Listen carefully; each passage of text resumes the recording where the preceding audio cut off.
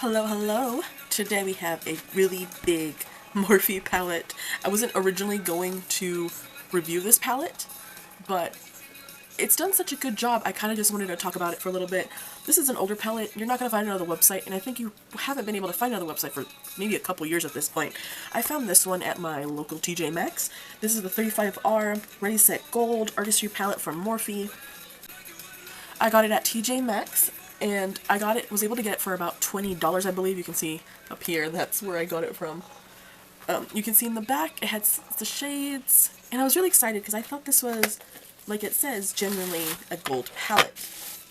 So we open it up, and it's just the usual typical Morphe palette, just like the OG stuff. You can see down here, it has the number, and it says Ready Set Gold.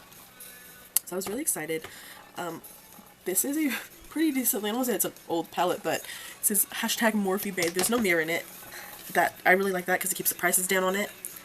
You got the little sheet. The sheet has all the names on it, but there was a lot of, I'll say dislike for this palette when it originally came out, because a lot of people said that the browns looked all too similar, and I'm looking at the camera. On camera, this looks a lot more gold on camera.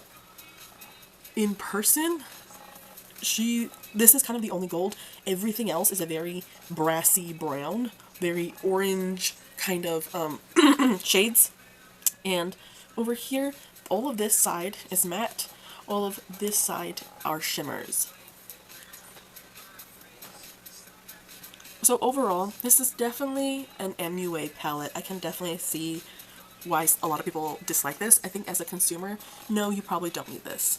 As a consumer, you probably, most likely, 95% will not need this palette, okay? It's a lot of browns and it's a lot of brassy shades. It's not much of a difference over here to need this entire palette. If you're in any way, this is amazing. This is great for so many skin tones. You'll have so much range. I love that.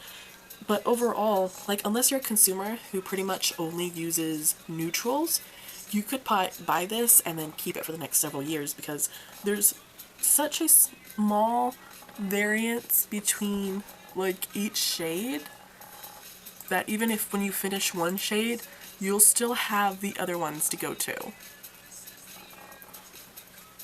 Overall, I was left very impressed by the matte shades. The matte shades are super impressive. They worked so well.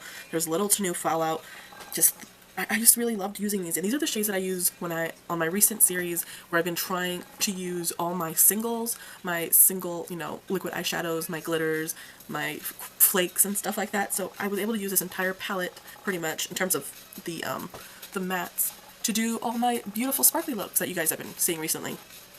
This side was a little bit more subdued, a little bit more, I don't want to say lackluster, but they were definitely not as shiny as I expected.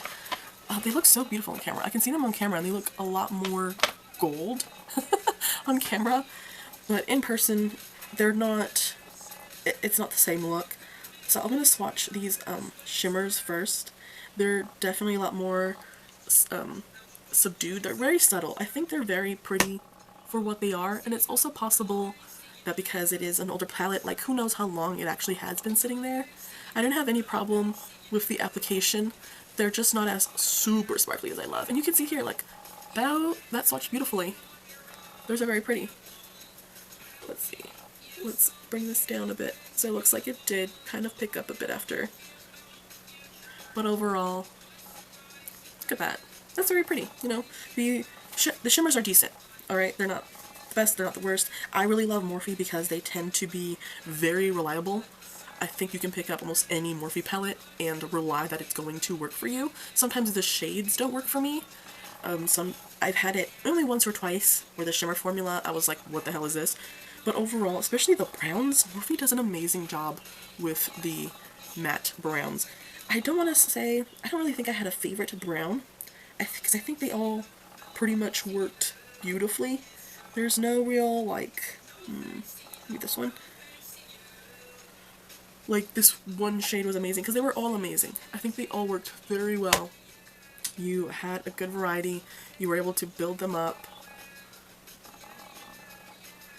They're all so pretty. And you have so much, like I said, you have so much variety. and they're just so soft and easy to use.